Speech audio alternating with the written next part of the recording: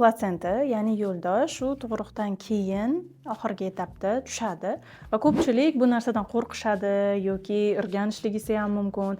Ammo aynan mana shu platsenta orqali siz farzandingiz bilan 9 oy davomida aloqada bo'lgansiz va aynan shu platsenta orqali farzandingiz katta bo'lgan. Aslida bu mutlaqo qo'rqinchli emas va hattoki bu juda ham qiziqarli va ajoyib organ hisoblanadi.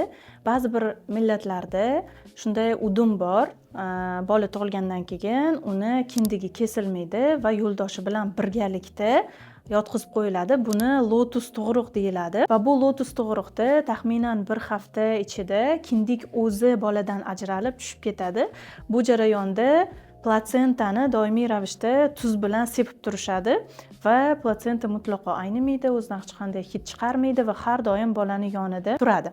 Undan keyin esa ushbu platsentani qaysidir daraxtni tagiga ekish yoki hattoki yangi ekilgan daraxtni tagiga ko'mib qo'yiladi va bu daraxt katta bo'lgan sari shunday ularda ishonch borki, daraxt qanchalik kuchli bo'lsa, farzandi ham shunchalik katta bo'lib, kuchli bo'lib ulg'ayadi. Siz bunday tug'ruq haqida eshitganmisiz? Izohlarda yozib qoldiring.